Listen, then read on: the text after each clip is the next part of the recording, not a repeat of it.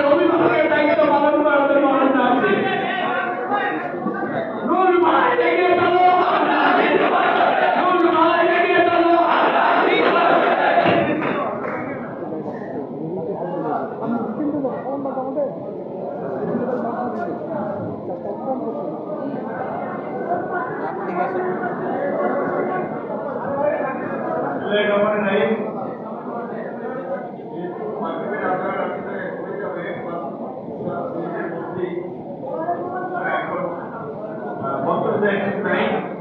আমি শুরু থেকে আপনাদের এই যৌক্তিক দাবির সাথে ছিলাম, এখনো আছি এবং দাবি আদায় না হওয়া পর্যন্ত আছে। আমাদের আজকে নাকি যে ভাই বক্তব্য রাখছিলেন উনি বলছিলেন যে ঠিক যে এই অন্তর্বর্তীকালীন সরকার দায়িত্ব নেওয়ার পর থেকেই বিভিন্ন বঞ্চিত মানুষ, বিভিন্ন সংগঠন, বিভিন্ন কমিউনিটি তাদের দাবি দেওয়া নিয়ে রাস্তায় এসেছিল এবং এটা একেবারে অযৌক্তিক। কারণ এখন অনেকে যদি বলেন যে সরকার উপদেষ্টারা অনেকে বলার চেষ্টা করে যে ভাই এখন আমাদের কাছে এত দাবি দেওয়া নিয়ে আসছে, 16 বছর কি করছে তারা, 16 বছর কেন রাস্তায় নামে? ওই একই কোশ্চেন অন্যদের বেলায় 16 বছর তো রাজনৈতিক ভাবেও চেষ্টা করা হয়েছিল এই কর্তৃত্ববাদী শাসনের অবসান ঘটানোর জন্য, বাংলাদেশের অবরুদ্ধ গণতন্ত্রকে মুক্ত করার জন্য। সেই দানবীয় শাসন ব্যবস্থার বিরুদ্ধে জনগণ জয়লাভ করতে পারেনি, একটা প্রতিকূল অবস্থায় ছিল। সেখানে সবাই, সরকারি কর্মকর্তা কর্মচারী থেকে শুরু করে রাজনৈতিক নেতৃবৃন্দ, সবার জন্যই সেই প্রতিকূল পরিস্থিতিটা ছিল।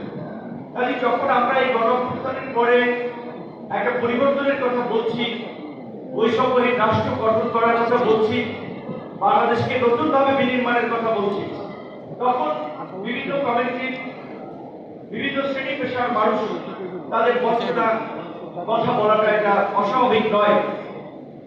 কিন্তু সেই সময় সরকারকে স্থিতিশীল করার জন্য, সরকার যেন একটু স্থির হয়ে বসতে পারে, তার কাজকর্মে মনোনিবেশ করতে পারে, যার যে সমস্যা আলাপ আলোচনা করে সেটা একটা সমাধান করবে, সেই জন্য আমরা বলেছিলাম যে অন্তত 2-4 মাস তাদেরকে স্টেবল হতে সময় দেন।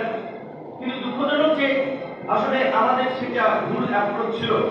কারণ হচ্ছে এই দেশে আমরা দেখি বাস্তবতায় যেটা মানুষ বলে যে ভদ্রতা, নম্রতা, বিনয়কে অনেক সময় মানুষ দুর্বলতা হিসেবে ভাবে।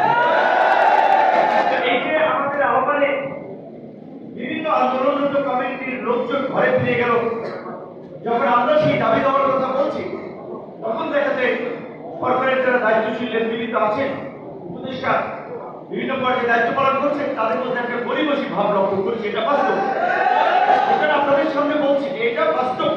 আমি যখন কথা বলছি মনে হয় আসলে ওনারা 5 বছর রাজনৈতিক সরকারের মতো ক্ষমতায় থাকবেন, কাজে ওনারা এত চিন্তা ভাবনা করছেন, এত কিছু বলছেন, অথচ এই অন্তর্বর্তীকালীন সরকারের উচিত ছিল একবারে বেতন কাঠামো থেকে শুরু করে পে স্কেলের মতো যত ধরনের বৈষম্য, সেগুলোর বিষয়ে একটা শক্ত এবং সাহসী পদক্ষেপ নেওয়া।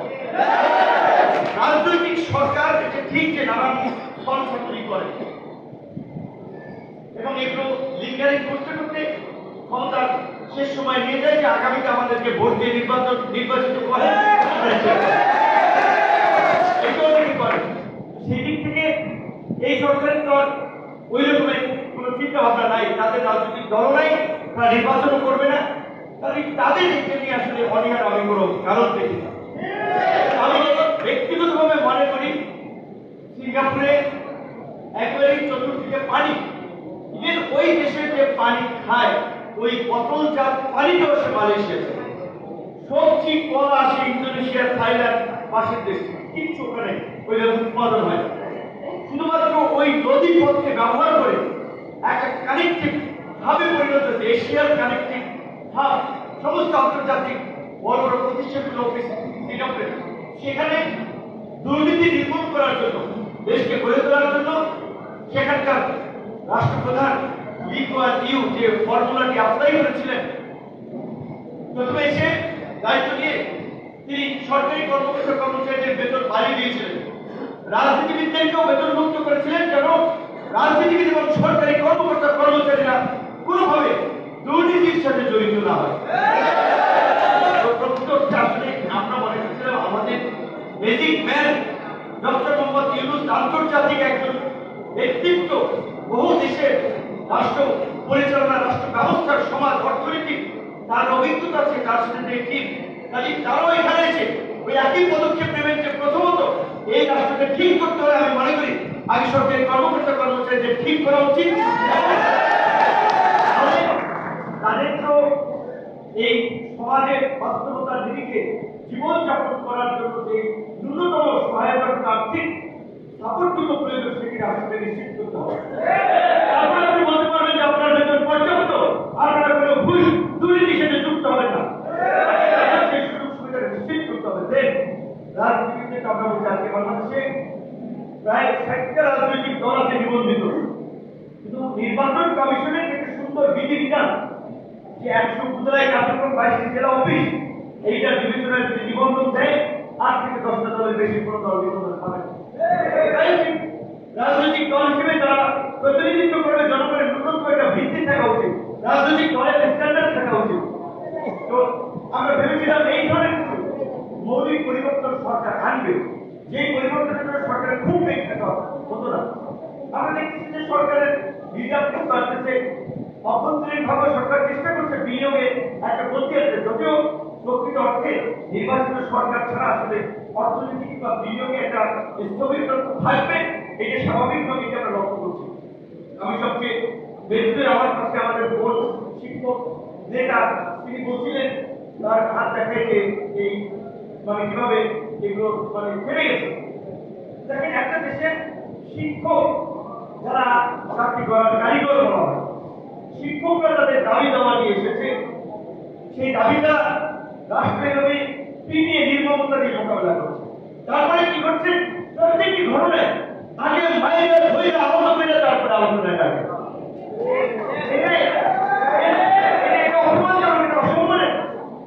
এই আচরণ এই সরকারের দ্বারা তো আমরা প্রত্যাশা করি না। এগুলো রাজনৈতিক সরকার অনেক ক্ষেত্রে করেছে, কিন্তু এই অন্তর্বর্তীকালীন সরকার যারা অনেকে শিক্ষক এই আচরণগুলো অমানবিক, তো এগুলো ভবিষ্যৎ প্রজন্মকেও হিংস হতে শেখায়, এইটাই সরকার দ্বারা আমরা আশা করি না। যাই হোক, কিন্তু সরকারের শেষ সময় আমরা আশা করি এই বেতন কাঠামোর এক যৌক্তিক সমাধান, নবম পে স্কেল নিয়ে দীর্ঘদিন ধরে আলাপ আলোচনা হচ্ছে, সরকার করে নাই, এই সরকার যেন এই বিষয়টা সমাধান দিয়ে যায়। সেই জন্য না আমরা যৌক্তিকতা বিচারই বলছি, আমার একটা নির্বাচিত সরকার আসবে, আমার এখানে আন্দোলন সংগ্রাম হবে, কেন সংগ্রামী করতে হবে? এখানে এক ভাই বলেছেন ঠিক এই কথা অনেক করার সাহস করে না, একজন সচিব, একজন কুক, একজন নায়িকা তিনি পাওয়ার অধিকার রাখেন, মানে বর্তমান বিধিগুলো, কিন্তু তিনি সেটা নেন না, বেতন নিয়ে যাবেন। এইখানে যদি ওই সচিবকে পয়সা না দিয়ে যদি 2টা লোক দেওয়ার ব্যবস্থা হতো, তাহলে 2টা লোকের কর্মসংস্থান হতো। একইভাবে শেখ হাসিনা করেছিল, বিনা ভোটের নির্বাচনে দিনের ভোট রাতে করে ক্ষমতায় থাকতে উপসচিব থেকে পরবর্তী কর্মকর্তাদের 30 লক্ষ টাকা বিনা সুদে ঋণ দিয়েছিল গাড়ি কেনার জন্য, এবং ওই গাড়ি মেনটেন্যান্সের জন্য 50,000 টাকা মান্থলি মাসওয়ারার ব্যবস্থা করেছিলেন। সরকারি কর্মকর্তার পাশাপাশি আর্মিতে যারা মেজর পরবর্তী অফিসার তাদের জন্য একটা ব্যবস্থা করেছিলেন। ওই উঁচু তলার লোকজনদেরকে যারা তেলে মাথায় তেল দিচ্ছেন, আর নিচু তলার লোকজনকে বেতন ভাতার অভাবে ন্যূনতম খেয়ে পরে কাপড় করে বেঁচে থাকার যে জো নাই, এইদিকে রাষ্ট্র এবং সরকারের কোনো ভ্রুক্ষেপ নেই। অবশ্যই এই বৈষম্যগুলো নিরসন করা দরকার। কেউ বেতন পাবে 8,000 টাকা বেশিকে, আরেকজনের বেতন পাবে 70,000 টাকা, এত বৈষম্য চলতে পারে না। আমি জানি এখানে যারা বসে আছেন ওনাদের মধ্যে আরো একটি সমস্যা হচ্ছে যে এখানে কিছু অধিদপ্তর এবং মন্ত্রণালয়ের কর্মকর্তাদের দেখেন একই গ্রেডে তারা চাকরিতে মানে একই র্যাঙ্কে চাকরি করে, কিন্তু তাদের পদোন্নতি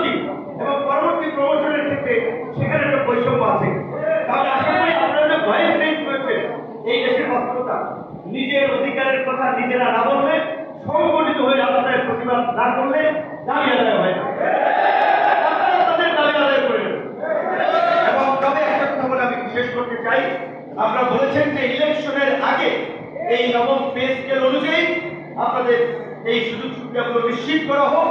আমি আপনাদের সাথে পুরোপুরি একমত।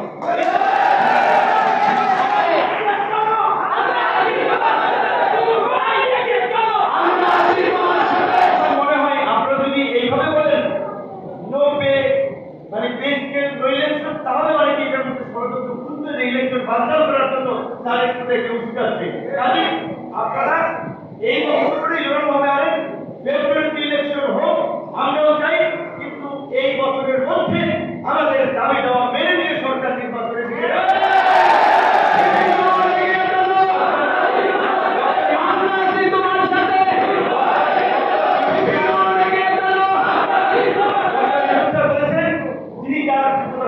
এই শেষ কংগ্রেসে বাংলাদেশের ইতিহাসে একেবারে সুষ্ঠু নিরপেক্ষ নির্বাচন, উৎসব এবং অংশগ্রহণ নির্বাচন তিনি করতে চান। তার জন্য আপনারা সরকারি কর্মকর্তা কর্মচারী, আমার দৃঢ় বিশ্বাস সরকারকে সহযোগিতা করবেন। তাই আমার জায়গা থেকে এই আন্দোলনের সাথে জড়িত থাকি ভাই, মাতা ভাই, সকল রাজনৈতিক দলের সমর্থন আছে, হয়তো এখানে অনেক আসতে পারে নাই। সরকারকে আমরা অনুরোধ করবো অবশ্যই এই পে স্কেলের বিষয়ে আপনারা এই ডিসেম্বরের মধ্যে একটা সিদ্ধান্ত